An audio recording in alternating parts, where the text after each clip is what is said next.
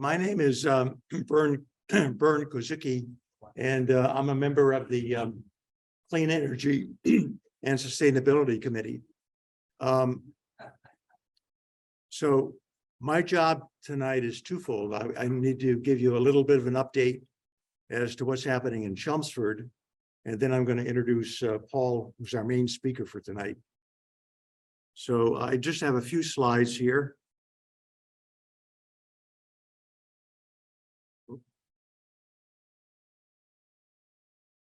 There. So this is a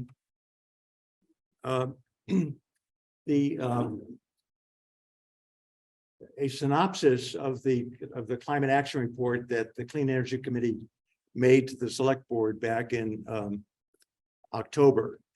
So the committee's been in existence for about 1.5 years, and at our 1-year date, we had a draft of this. This is similar to a lot of the climate action reports of a lot of towns that have net zero goals, net zero by 2050 goals. You see 4 different areas: clean energy, building emissions, transportation emissions, and zoning on our report. So tonight we're going to be addressing really the building emissions part of it with the building codes. So let me get the next slide here. There we go. So the specialized code was generated by the Department of Energy Resources. That's the organization in Massachusetts that generates codes. Specifically last year to address encourage electrification of buildings, of new construction buildings.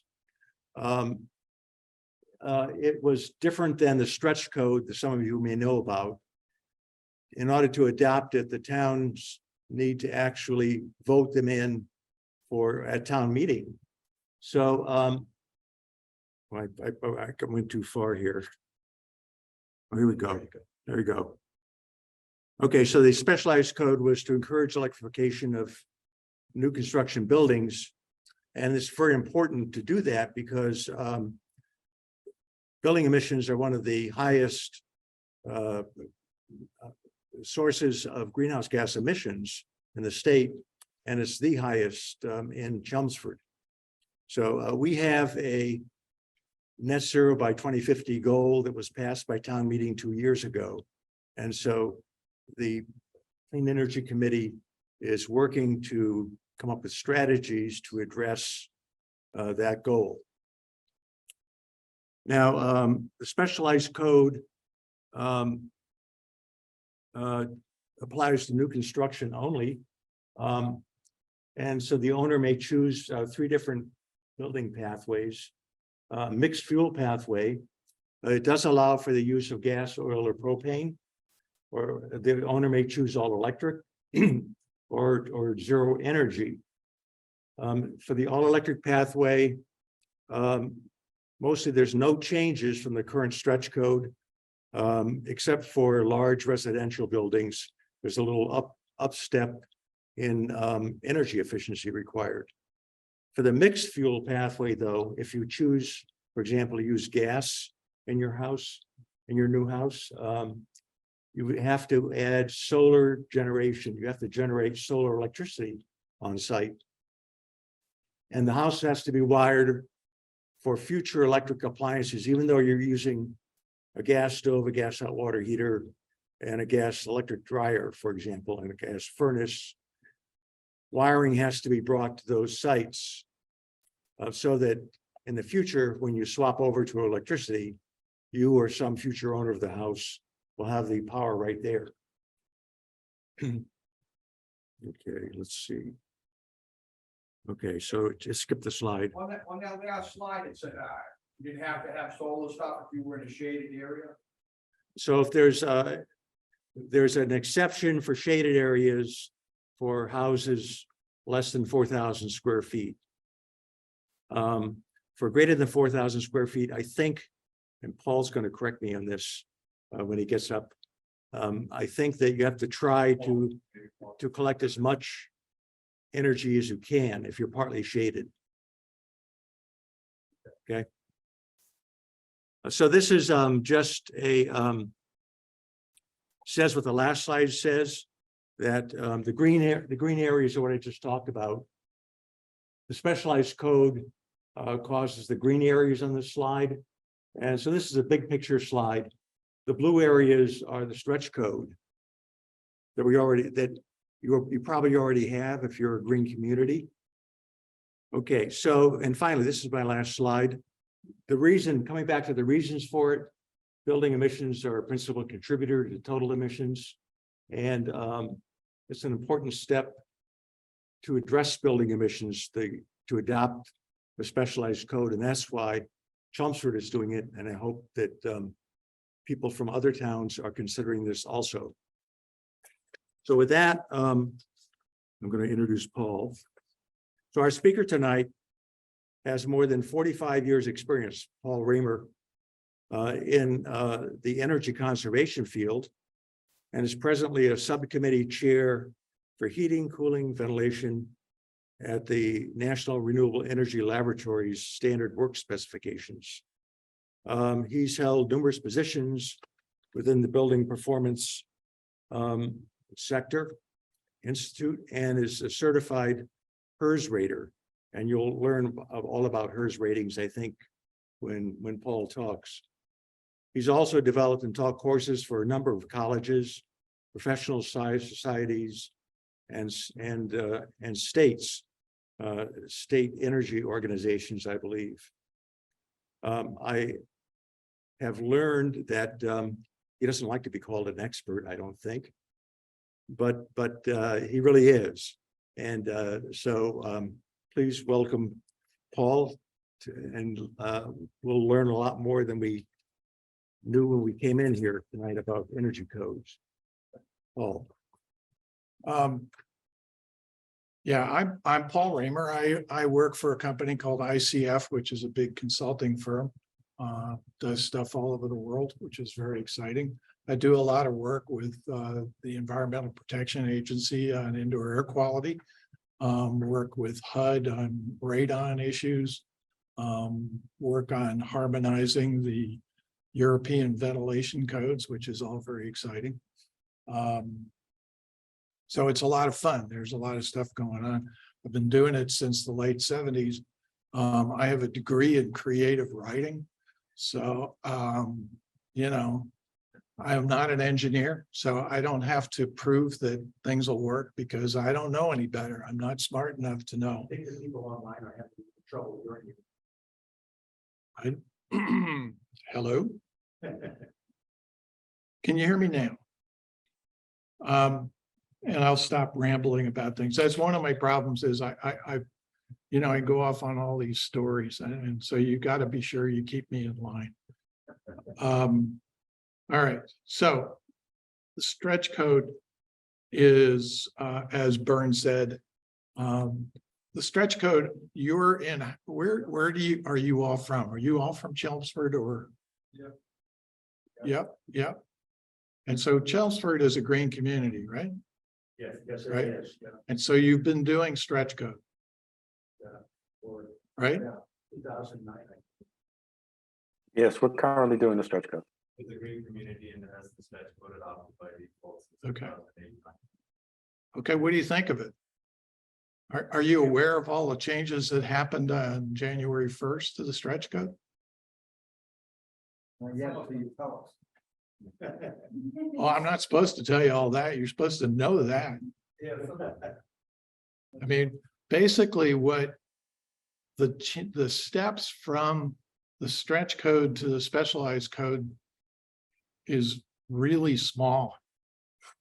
There's not a great deal of difference. And so what you would do by moving into the specialized code is just moving ahead a little bit faster. All right. So we have basically, I think it's we're committed, put it that way. So, but we're committed to net zero emissions by 2050. So we got to do it. And one of the easiest ways we can address it, as Bern pointed out, was with new construction. Because when you build a new house, all your options are open to you, right?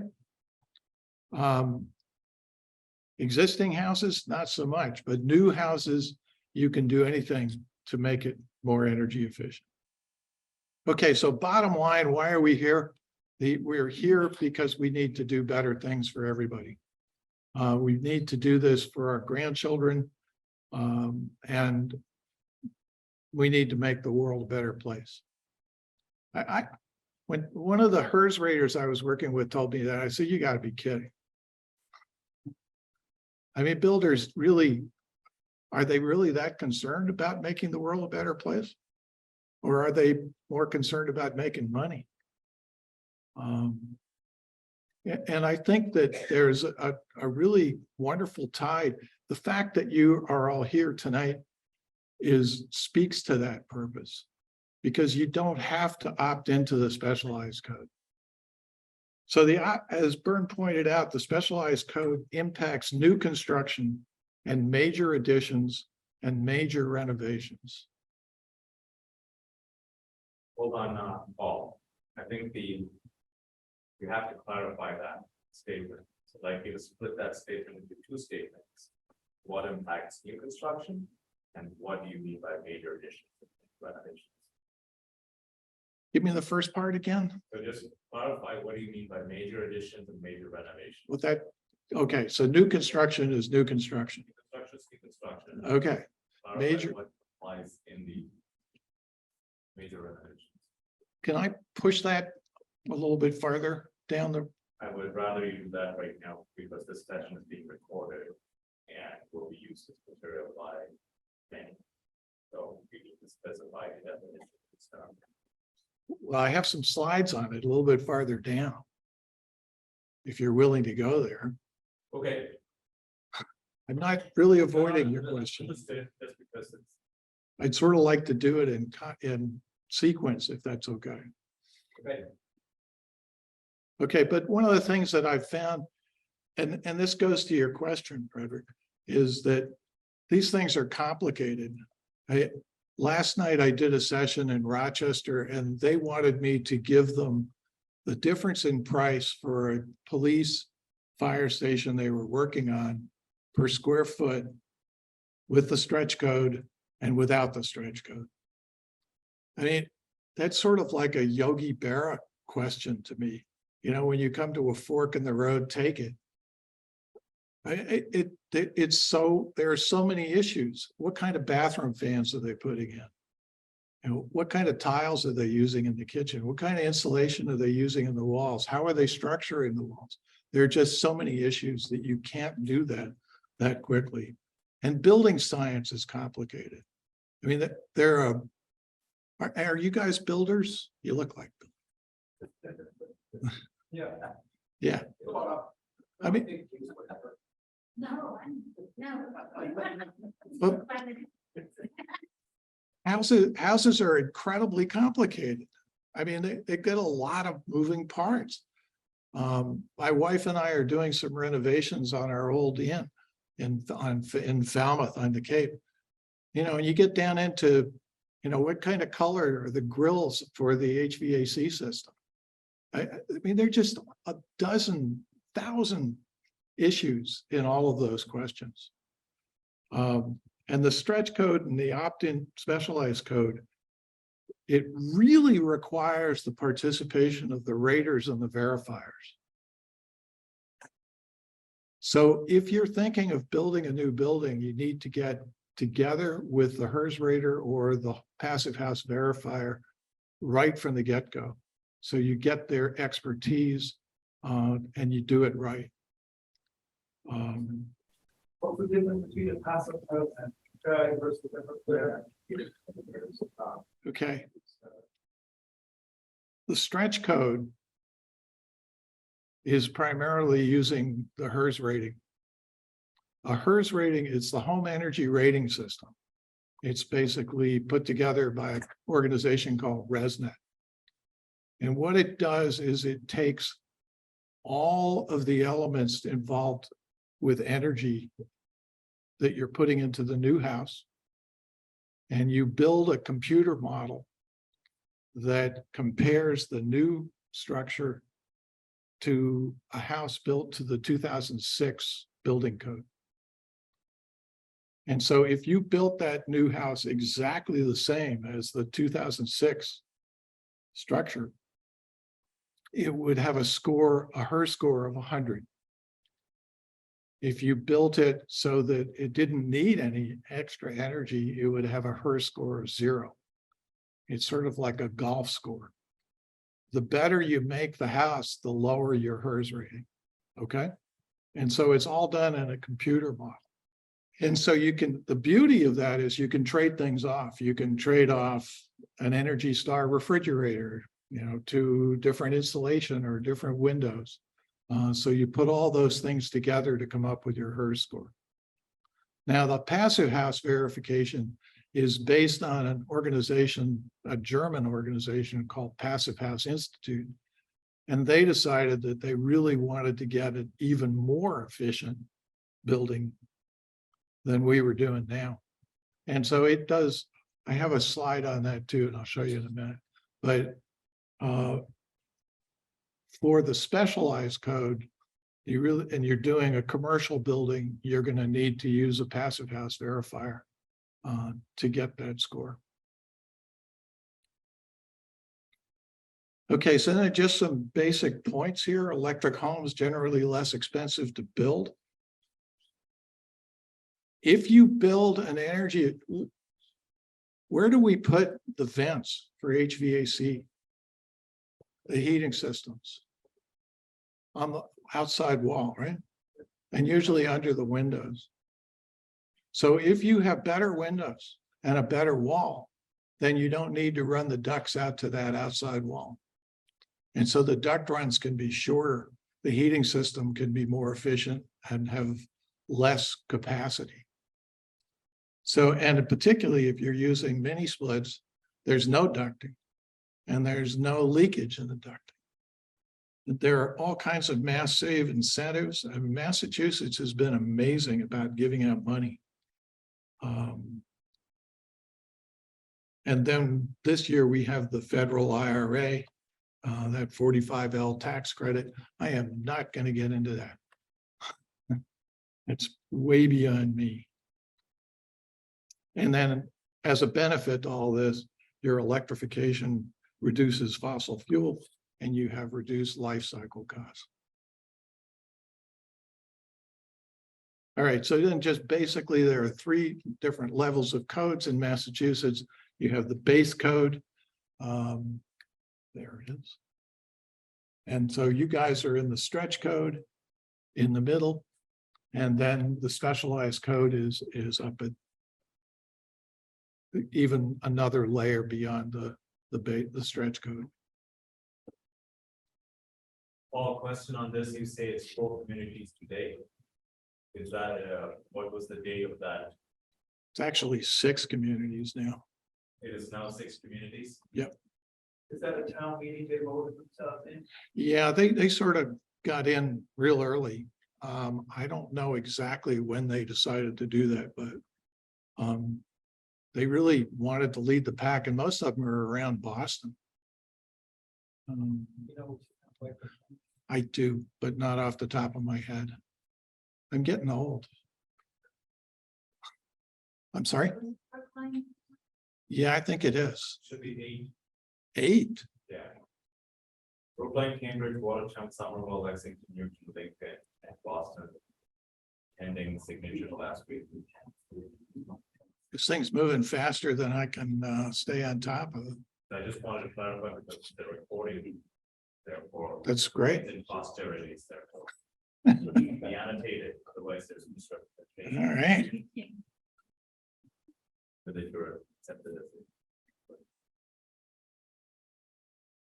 So the stretch code on January 1st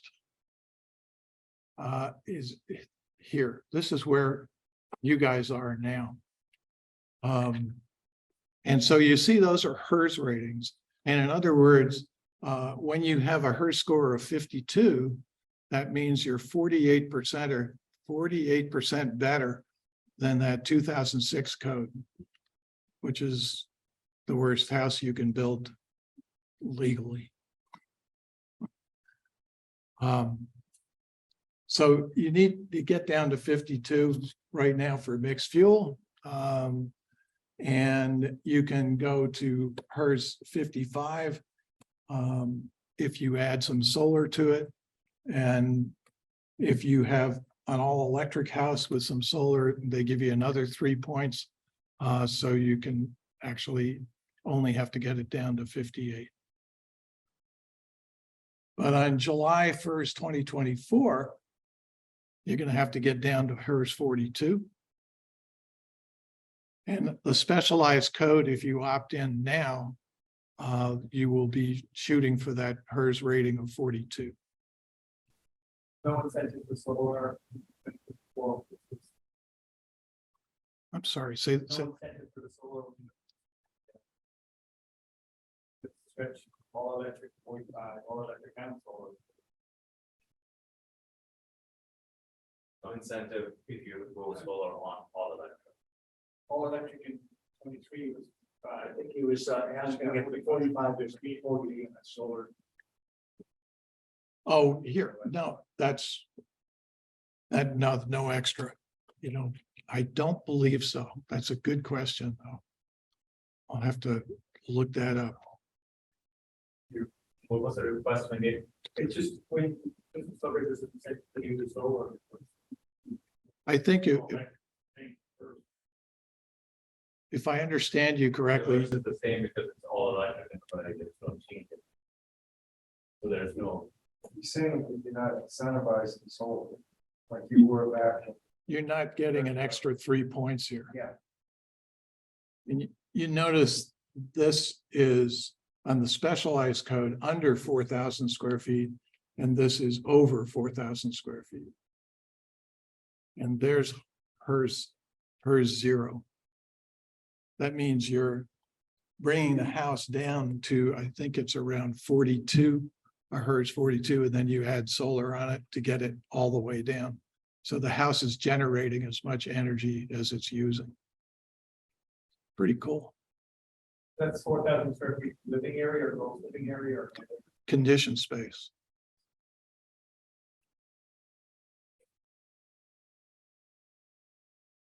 at occupancy, At occupancy? Yeah. What you said? at occupancy, yes, at first occupancy. Need to add on later. Because I can build 2,000, 2,000, 1,000, and I can have another 1,500 basement unfinished, unconditioned at the first occupancy. But right after I move in, I can get the basement finished. There's no conditionality in the house. I can't answer that. Okay. As we go back to the complicated thing. I mean, I am learning about the nuances on this thing every day. Does your not have a decision sheet that building inspectors have to use? Oh, good question. I mean, that sounds a little odd that the state has not put out a single sheet saying that this is the code. This is the decision tree, use it, rather than just put all beautiful language in English that half the people can understand.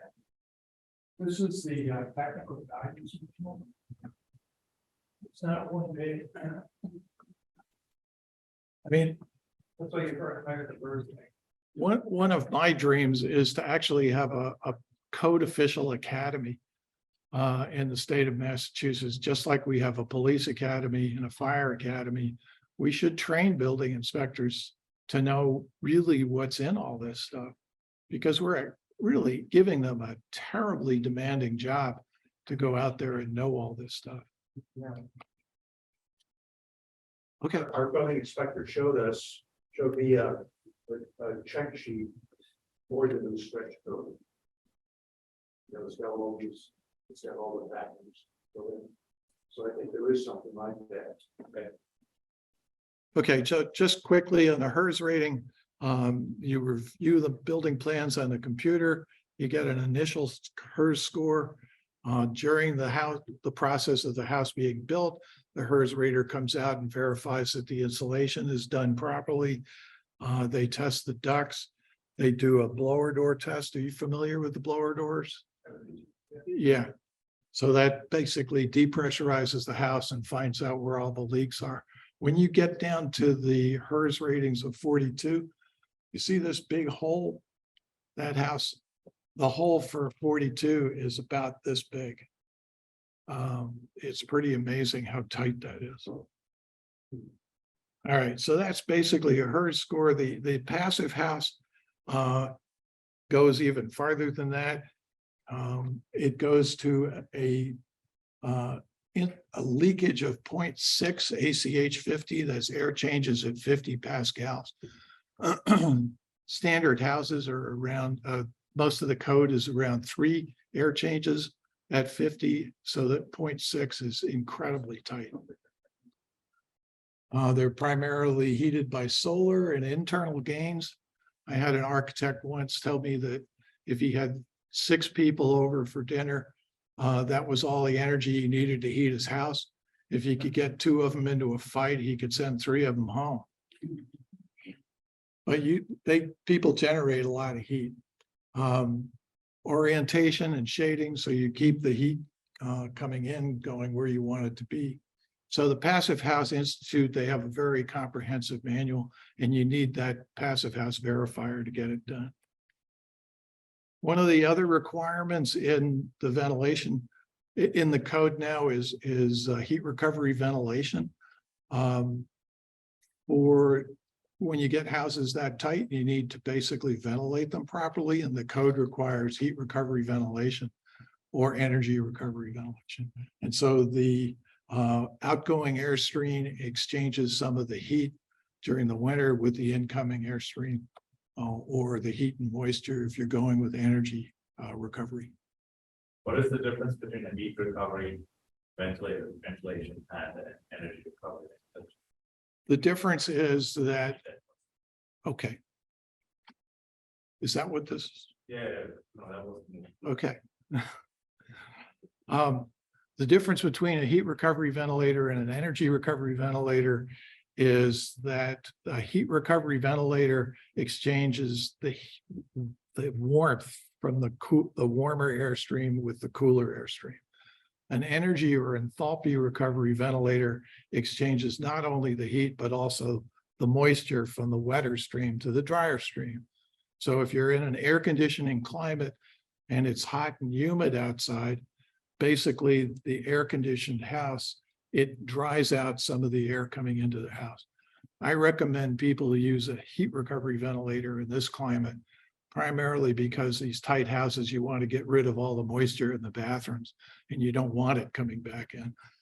The advantage of You see a lot of makeup air get up to the wind when you get too tight. the code requires you to put this in now, Yeah. right? Considered makeup air. There's a difference between makeup air and ventilation air, right? Makeup air, if you put in a 400 CFM range hood, you got to provide makeup air in order to get that to move 400 CFM. Yeah. So all those things work together but as far as ventilation goes, you need the heat or energy recovery ventilators. And one of the guys at the meeting last night in Rochester told me that it costs $20,000 for one of these things.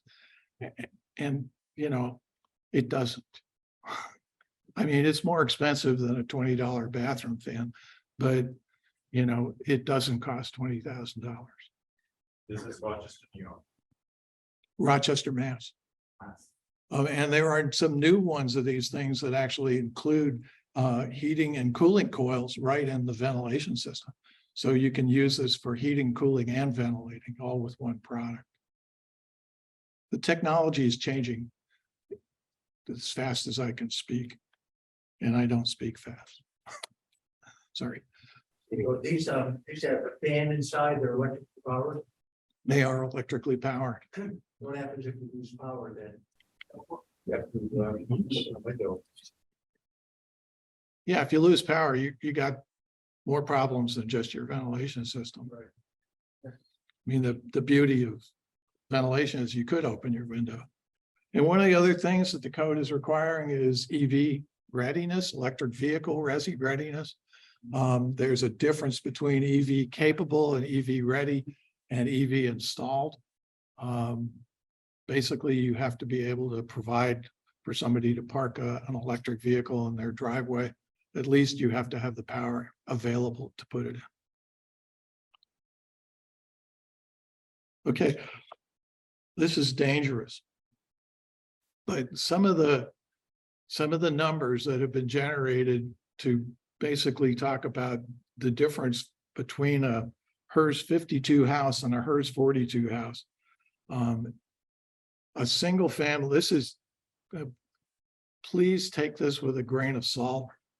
There are so many variables and assumptions here that it is almost impossible to pin it down, but it should give you an idea of what's going on. So the point here is that if you have a 2,100 square foot house and you're staying with fossil fuel heat, it's going to cost about $14,000 extra to the builder to do that, to go to HERS 42. But the builder gets back about $6,100 or $6,200 in tax incentives.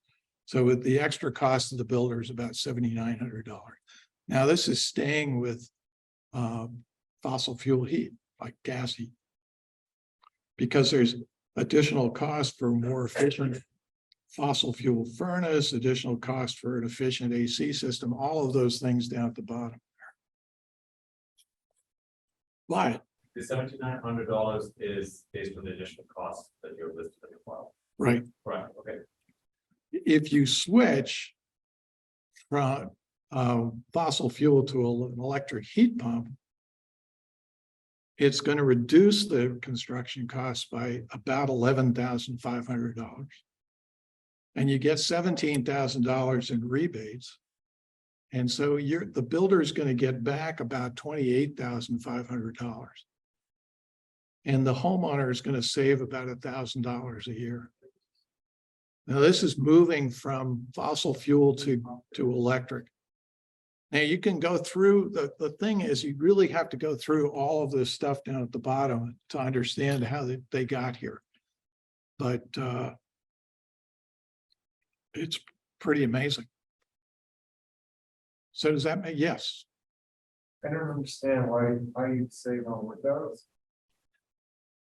You can actually, because of the changes in HERS score, you can trade off the U value of the windows, U value being the measurement of the heat loss through the glass.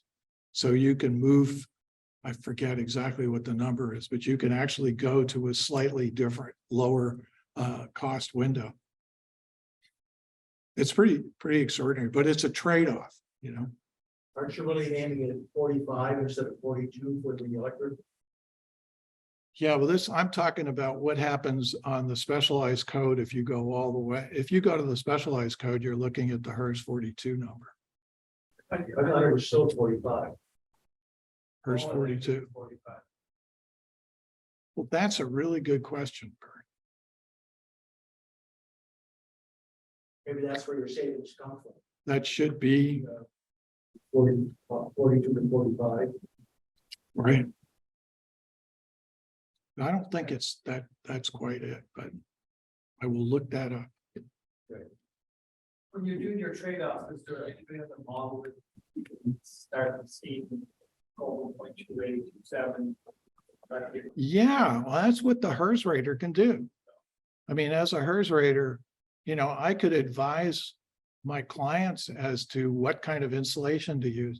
I had a builder last night tell me that his HERS rater said that he was doing a gut rehab and he felt that he had to foam all the walls in the house in order to get to the HERS rating. Well, I mean, they were making wrong assumptions there to begin with, but there are alternatives to foaming the walls. Foam insulation is expensive.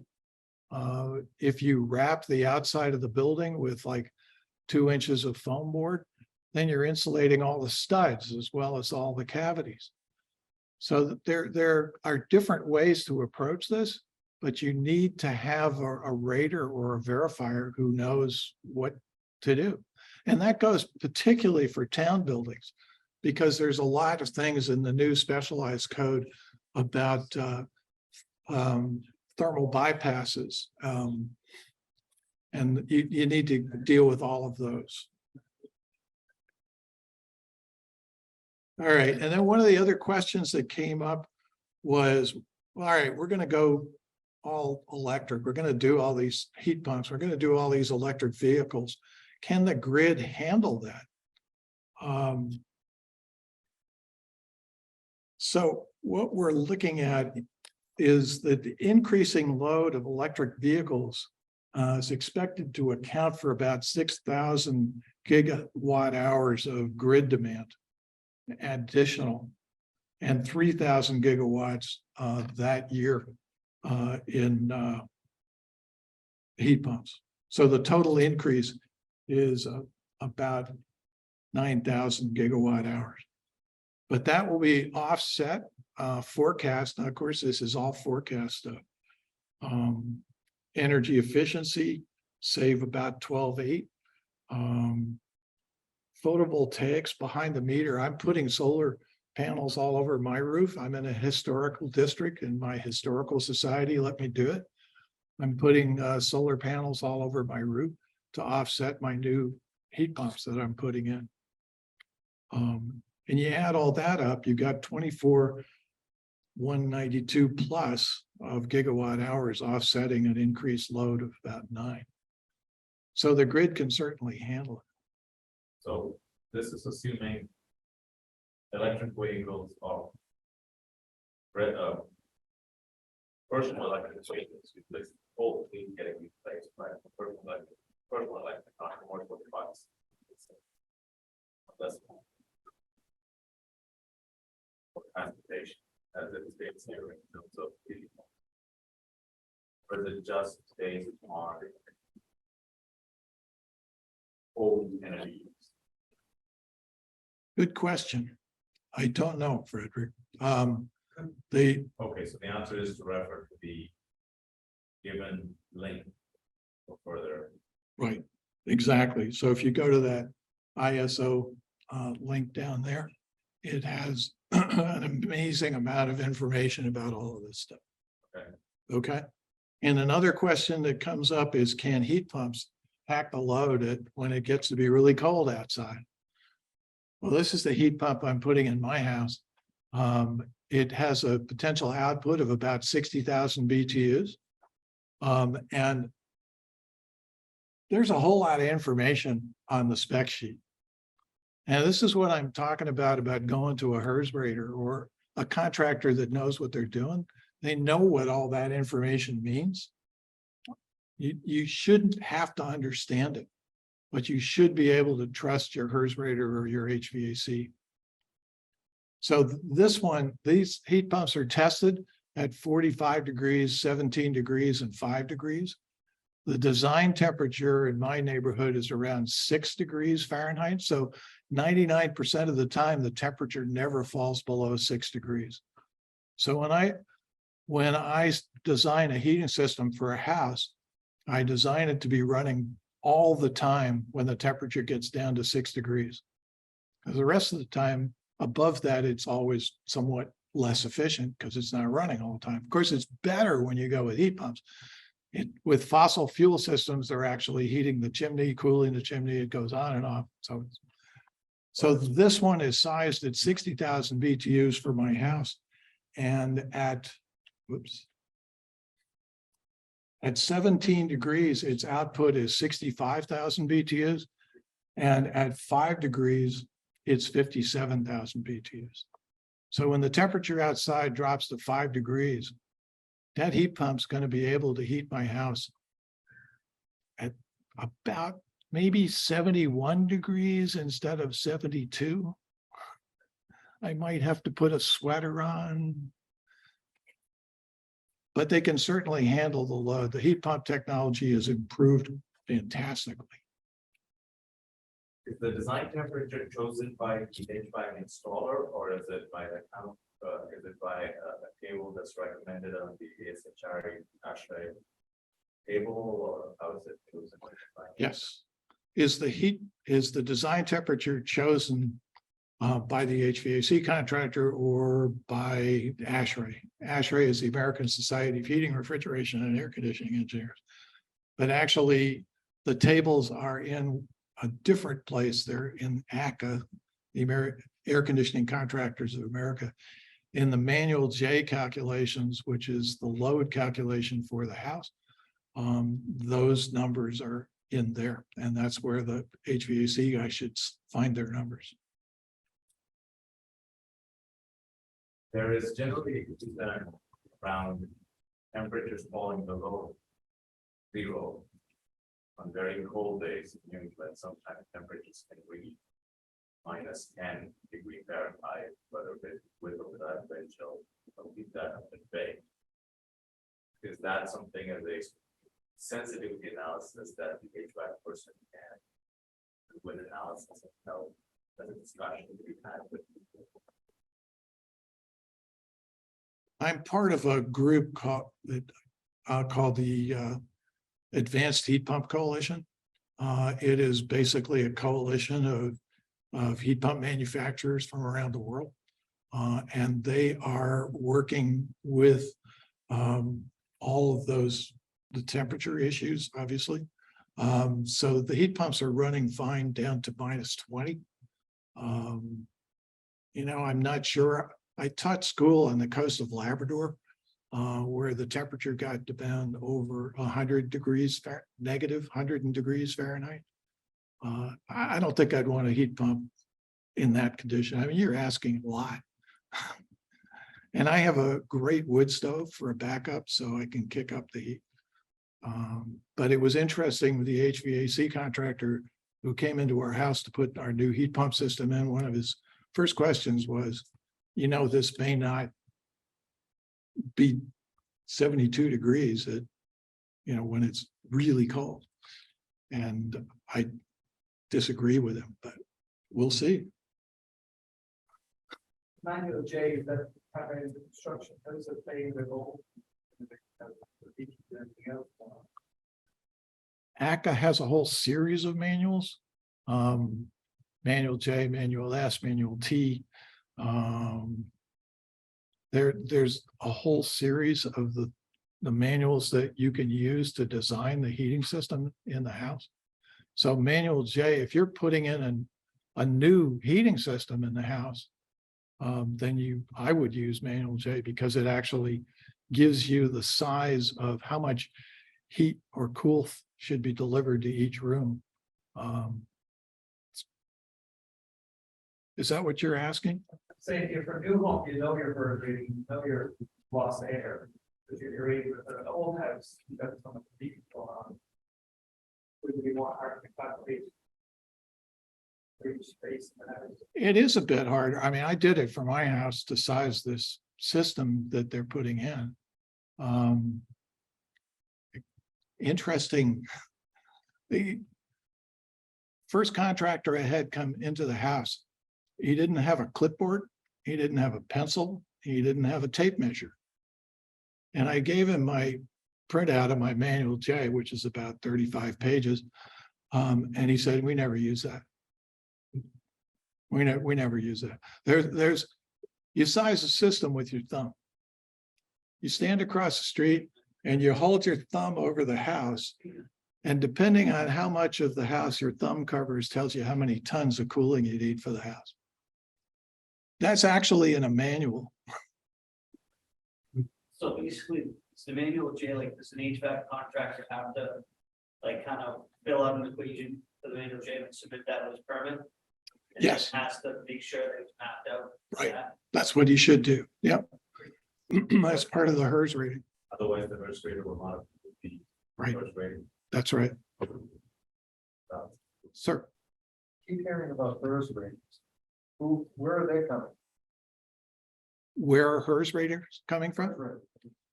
This is a job that Full-time job. our employees doing. Yeah, Today we have them. yeah. Full-time job. Yeah, How do you find it? There he is. Well, right in front of you. I'm a retired HERS rater. I'd be happy to direct you to some great ones. There's some really good ones. There's some guys up here on the North Shore that are excellent and really know what they're But I doing. think homeowners should be tasked with that. And if they're gonna do a major renovation or build a new house, the town's building inspector, I would hope, would get the earth grader involved. Not for an old home. The HERS rater, the town building inspector is not allowed to recommend HERS raters. I mean, it's a conflict of interest. There's so much incentive around it anyway, that it's not really much of a chore, you know. So what's it for you to pay them? Or to get a rebate, you must. Yeah, but you're getting a rebate. But does the contractor Yeah, call in the first grade? Yes, Like, yeah, I'm asking. okay, so like. It's like the second guy to build a call after he gets his plans. Okay. Yeah, exactly. Question. If you are going to be replacing your heating system with a heat pump, do you recommend at the very minimum, obviously you have housing manual J complication to make sure the sizing appropriate. But at the same time, would you say just before the installation of blower door test is also a good practice? So your question, if I understand it, is if you're thinking of converting your existing house from your gas-fired furnace or your oil-fired furnace and going to a heat pump system. I think, well, first of all, it really should be, depending on how you do it. If you were thinking of putting a mini split in one room, that's pretty much a no-brainer. That you can just do a quick floor calculation and do it. I mean, there's better ways to do it. And I'm got all these new things flocking around in my head about humidity and other things. But if you're doing anything extensive like our house has, it was a 17-room inn when I got it back in the 70s. And the system, I have a whole ducted system in the top floor and then individual mini splits in the first floor. And all of that required doing the HERS, the manual J to make sure it all worked right. But I think it really, again, it needs to be carefully studied. I wouldn't go out and just bang in a system like ours without doing more deep study on it. Partially because of the fact that the way walls were constructed in the older houses, there's a vapor barrier, or there's some point in that wall structure that is the first condensing surface for moisture. And so you don't want the walls to rot out because you just put air conditioning in that house. So you need to think about all of those elements. You can't get a HERS rating on an existing house. You can, but it's different. I mean, I did a HERS rating on my own house, obviously, but technically this is all for new.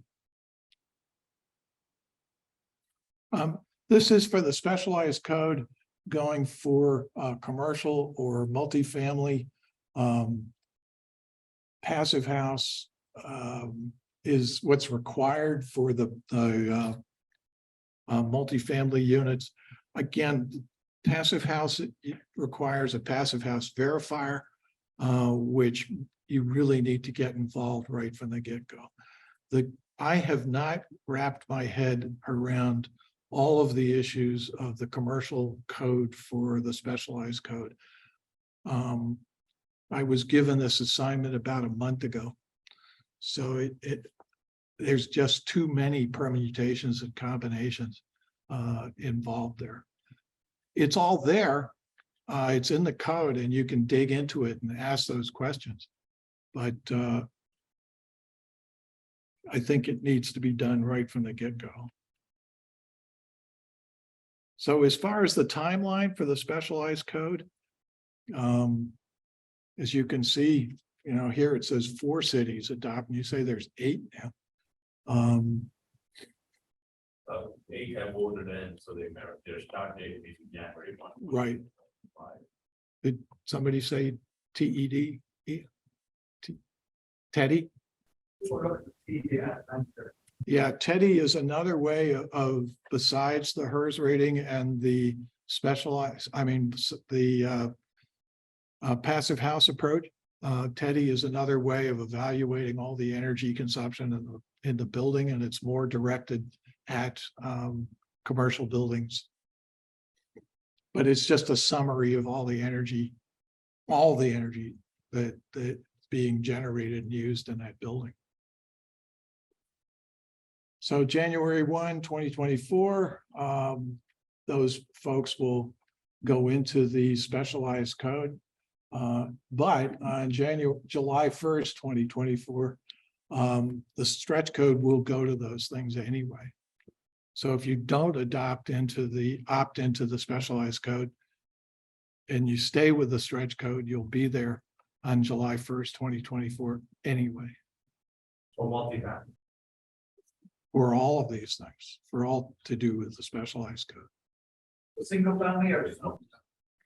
I think it will be true for both single family and multifamily and commercial. I will look that up and get back to you. Yeah. Yeah. All right. Let me just see. So I have a question. Supposing I wanted to build this 2,100 square foot house, and I've got a set of plans. In this environment, what is the next step? Do I have to find a HERS person to look at the plans, and he will what happens after he looks at this? So the HERS rater looks at the plans, plugs all that information into one of the pieces of software that HERS raters can use, and models the house. And he'll Does he create like a building list of materials? Yeah. For me, or what? Well, you will have a building list of materials when you have your plans, but he will advise you if you're thinking of putting fiberglass insulation and 2x4 walls. He'll probably say, you know, you're not going to get there. And so he'll advise you on what you can do to alternatives to go beyond that. So, we're used to thinking about 6-inch walls right now. From what I can tell, if this is wrong, they're still talking about 6-inch walls, for some of these new higher energy ratings. So what do we do to the walls that's different, to get to HERS 42 or whatever, even lower, that we are doing right now? Well, interesting question. I don't know how this works, quite frankly, but I just had the insulation ripped out of the ceiling of basement ceiling. And it was put in probably 2001, 2002. And the mice had a field day. And so it was a mess. And so we pulled all that insulation out. It was about R13. The new insulation takes up the same cavity, and it's R30. Really? It's not fiberglass. It's fiberglass. It's that brown stuff.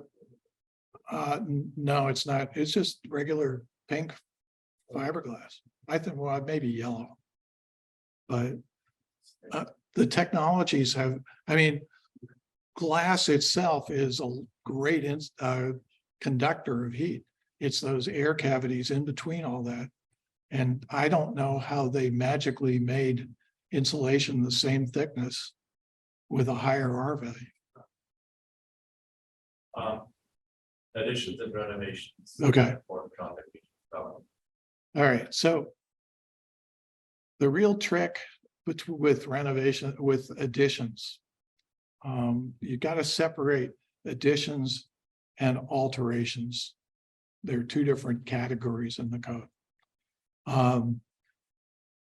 If I had a 800 square foot house and I did a gut rehab on it, ripped out all the walls, stripped it down.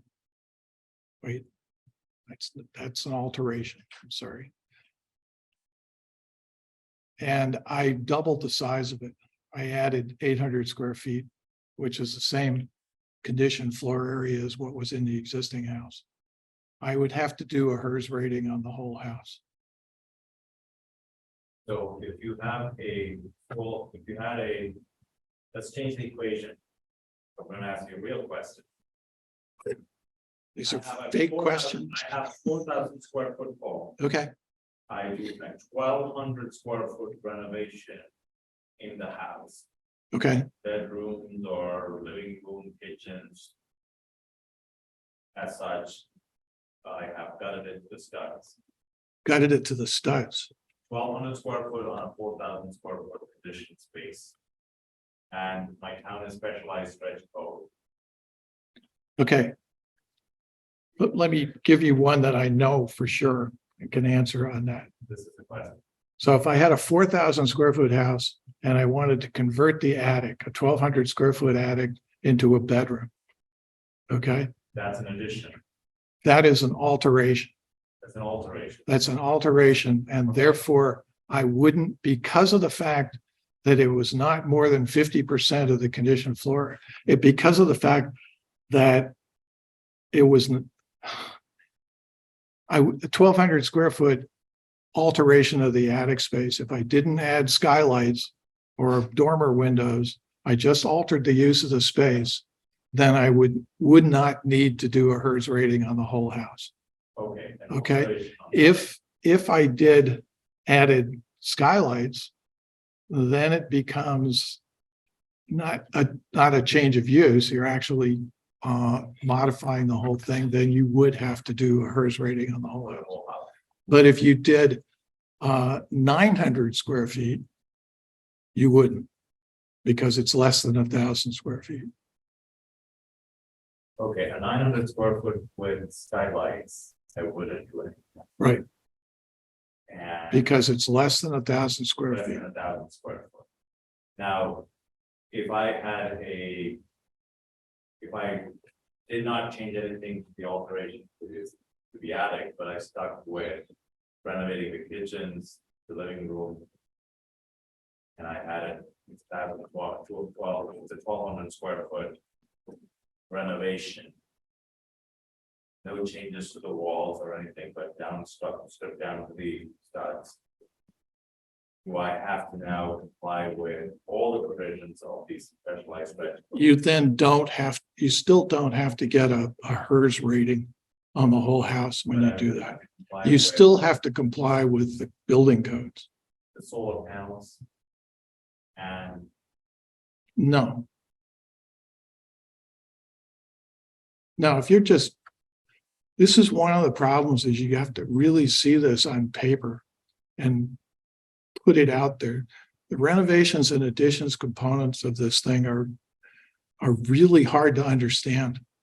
I mean, I contacted the guy that wrote this code last night of this meeting in Rochester, and I said, Ian, this is what's going on here. How do I do this? And that was when he explained to me that if it was just a change of use of that attic space, you wouldn't need the HERS rating on the whole house. change of use not required. That is, no modifications to the profile or the exteriors as it is, that's change of use, the attic got changed. Right. But if you add a skylight, it's 1,200, which is higher than the 1,000 limit. Right. And your whole house would have to have a HERS rating. Correct. But would it also have to comply with the gas, non-gas, like electric readiness? Yes, For the whole house? for the whole house. I mean, the codes are already telling you that you have to do the solar, EV ready and the solar. So if I make Solar an ready. added change. Even in the stretch code, I have to be EV ready. Is there a dollar amount associated with any of this? No. $100. Nope, it's just square feet. So. The stretch code requires me to go EV if I touch. 1,000 square foot. Over 1,000 square feet. Over 1,000. You have to be EV ready. I mean, the code requires, not the stretch code, the regular base code. Base code requires EV readiness on a renovation that's 1,000 square foot plus. If you pulled your permit in 2022, no. Because there was, The adoption of a set standard or now, 23, we are in stretch code adoption mode, we already are adopting. the Right. stretch code. Does that require the base code EV readiness?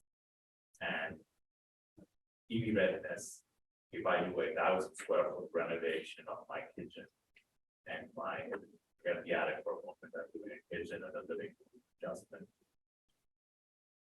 if you were to renovate your kitchen.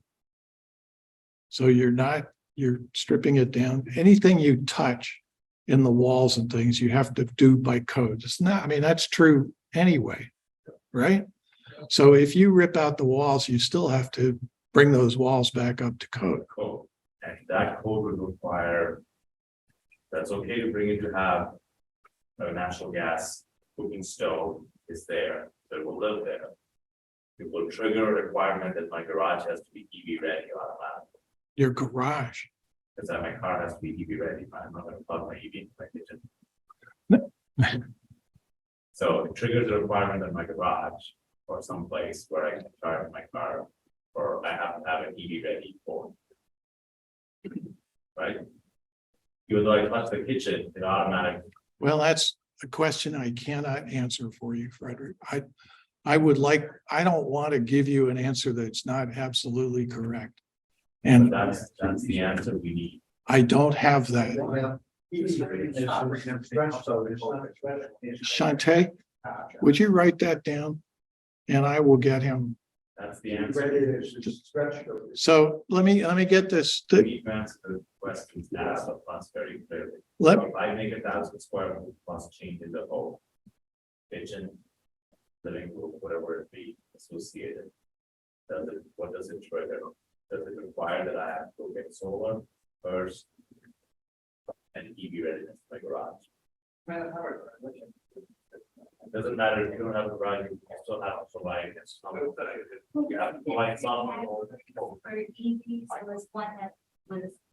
That's the question. That's the question. That's- We better than Okay. the building code inspector, the better than the UER on this. signs up. Okay, we've got your question written down, Frederick, and I will get you an Better get answer. that answer in writing from somebody. Where you go. Okay, now your question? Just wanted- I seem to remember there were 3 categories when we talked about EVs. Wasn't that EV ready in the middle, and then there was a third one that was, you had to have a connection? Yes, right. Maybe EV ready is just making sure you have enough electricity in your service to cover. That's, Connected. yeah. So EV ready means you have a 240 volt grounded AC receptacle out there. So it has this thing right there that you can plug into. To the point is I should be able to drive it the next day. Be able to plug in right there, that's EV ready. EV capable just says that the panel has to be there. Right. With enough space, I don't have to have it upgraded. Right. As in it doesn't have to be wired for it. Okay. I appreciate that there's a million and one what ifs and what abouts and things like that. We could go on until midnight. The question I have for you is, as a town meeting rep, the question before town meeting is to whether or not to replace one energy standard with the other energy standard. Besides being seen as leaders in the state for energy conservation, why would we want to make that change? I don't know. I really don't know. I mean, I asked, do you get more money if you're doing that? And the answer is not at this time. So it's really just that you want to be at the forefront. So besides patting ourselves on the back, we would add complexity to our regulatory code within the town structure, within the building department permits and the contractors and builders, things like that. But there's what's in it for us. Yeah, I think the answer there would be that. The town committed 2 years ago, net zero, like. The town, I don't know if you were. We're gonna do it. Yeah, no, I told her, that's the reason. That's, I think that's the reason. We're not doing it because we're getting grants, you know, like, very now. I think this is one of the questions we'll have to answer at town meeting in a couple of weeks. What's in it for us, besides feeling good about ourselves? I don't think so. I think this is good, man. It's doing what's right for, I mean, we should, if we're not gonna do the 2050 goals, why don't we get rid of it? I think the question is, okay, we're gonna keep this, so we should do things, But I think the answer there, the way I would look at it, is that this is one of the first steps to make sure that new construction can get electrified and move the direction. The big portion of this is about the additions, the renovation, significant renovation. That's the question we are struggling with, in essence, that UER has not given clarity on. It's a no-brainer in the general sense that you pointed out with construction. If there was a way to slice this down, we could have sliced this. If there is a way even for building inspector to give waivers on the additions and renovations. As a town rep, I would say, you know what, if the homeowner is making a good effort about making the appropriate installation, that they are able to add solar, but they don't want to get rid of their gas stove or anything like that. I perfectly am fine writing a waiver. You know, as a good citizen of the town, I would accept that person saying you've done more than enough of the first there. I certainly understand that. That's why I'm asking these tough questions is who is responsible for writing this out, that UER has put this out, has put it out in a confusing manner, essentially. And we have no other vehicle right now to help with the policy. So this is, you're right. It adds regulatory complexity because UER did a fantastic job of it. And no answers are coming forward from UER. I mean, ideally speaking, I would want UER standing in that room and answering all questions and all scenarios right then and there. Because they wrote the code, they know the 500 pages, they do the math and have to right then and there. It shouldn't be that out of account. I think it's really about the health of the planet. If that's what you I mean, come back. that is a bigger We're goal, gonna get back. right? That is a bigger goal. To the gentleman's point, other than adding ourselves and making the right stuff, that is a good move to do. I'm not saying it's not a good movement, but we have to understand that there are concerns from people that say, hey, this is why I asked the question. I touched the kitchen, and suddenly you now have a garage requirement. Right? Yeah. Unless it's clear, there's no point pushing it on the barriers, because everybody's doing. Right? So I think that's the priority that we are seeking, and I thought. I want to say that the stretch code already does the additions. It's not the specialized code. So the problem here. So you're electing into the specialized codes or not. So the problem is not that. The problem It's- is that's I not- don't have a definitive guide right now. Right. That walks me through, and if I don't have it, I don't have any legal authority. I feel like subpoena. If you were around the road and said, stand in front and answer the town meeting questions. I mean, don't get me, but that's just a sentiment. I'm not saying that I have the legal authority to do that. But the point is, if I have to be better at explaining to town meeting than the building commissioner or the building inspector is, Yeah. it's done deal. Fair So enough. it seems to be that the code has been written to placate somebody's need, saying that if you can figure it out, guys, go ahead and adopt it. But other than that, I'm not going to do that. So it may have been an administrative thing or a specific administration, but you don't want to give this as an example for anybody. But what if the other towns that have adopted it, surely they've got one better. I mean, they have done it probably because they already wanted it for the sake of being ahead of the curve, and they see value in general for their large amount of buildings. New buildings, some of the towns that have adopted have a large number of new buildings coming up potentially. And they see the value in picking up on the green technology and doing it because it's easier for them to build out. Right? Our question as a suburban community is about renovations and upgrades that people do because people are trying to consolidate family or grow or think about that. The right thing is obviously to do the right thing. If you are going to invest in 1,000 square foot renovation, you be a builders. What's the cost of a per square foot renovation? You don't have to give obviously all the materials back with roughly about $150 per square foot minimum. Wow, sorry, I said that. You would not work. But somewhere thereabouts, right? Exactly. So if you're doing 1,000 square foot of renovation, that's $300,000, $200,000, the renovation dollars, whatever. They're like, if something was not going to give you problems with the fact that I'll get rid of your tax bill or not. At that point, as I say, I don't do it. What's that to go into a home and change the windows? We still staying with the regular Energy Star windows the way they are now? Is this new stretch code not affecting that, right?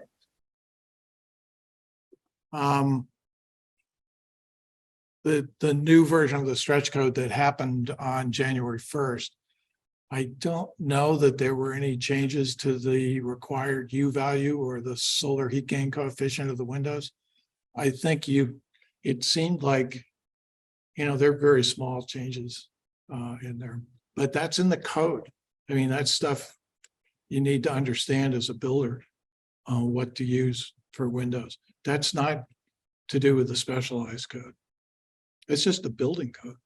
Yeah, right, so the regular windows that we're using now, I think it just got bumped up a little bit, but Yeah, this specialized code isn't no. making us do anything more than that now. We No. just have to stay with that. Sometime in some of the commercial things, you may need to go to triple glazed. The technology of triple glazed windows has improved dramatically too.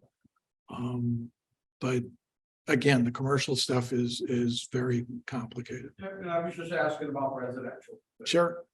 Yeah, no, I think you should be okay. You just have to pay attention to everything. I mean, your air sealing, your caulking, everything. Yeah, has to no, be- absolutely, you can go in there, you want to do the job correct, if you want to make Right. it as fast as you can. You want happy people, you don't want. Yes. So getting back to my question, if I went and got my list of stuff from my HERS rater, you would say that for this particular buildup, need a window that is U.2 or something like that, and I could look up and get that window, right? Yeah, But I can trade, yeah, if I can say, if I say I don't want, I want a less expensive window, like a 0.25 or something, then he can make something else right. that makes up for the, and the HERS number comes out the same. That's right. They make all those changes and trades off. You work with HERS people in your building? Yeah, I do residential work, I mean, I've built houses, and that's the first guy you call, once you get your blueprint, you call it, or So you work with those guys? before? Yes. Yeah. But again, I don't do that for a living, but you wanna change the windows in your house, that's what I do, or siding and decks and stuff like that, I'm just a residential guy. And, I'm just curious, I know the window, the U numbers. I'm sorry that I'm not in Finlayson that wrote the code. Changing As much as you are it seems like it's really. unaware or it's, you don't have enough of the background knowledge, but if you increase the volume. I didn't write the code. Yeah, I agree. I'm saying that whoever wrote it should have given town the ability. to Absolutely. do it. And so what may be required is we need to, I don't know if you're allowed to, but you should reach out to the person who wrote the code and say, here's a town that's struggling to answer this question. Absolutely. I will. They literally need you to be there to answer the questions. I will get on his case tomorrow morning. Because we are going to get, otherwise what's going to happen is this is going to get defeated. Because the answers are not coming, or more study will be required, and nobody will trust a future update. Right. Well, bear in mind that with the stretch code, the additions are there. It's not the specialized code. Understood. The question is, we have to clarify that very clearly, that the stretch code already covers any additions and renovations to bring it up to code. The question is, because of the specialized codes activation. Okay, The specialized code is only limited to new construction. That's a clean cut. That's okay, because we already bought it or scratch. okay. I think they're kicking us out of here. Yeah. Yeah, Your slides are available to us. yeah. Great. Well, thank you. Thank you. How did you hear?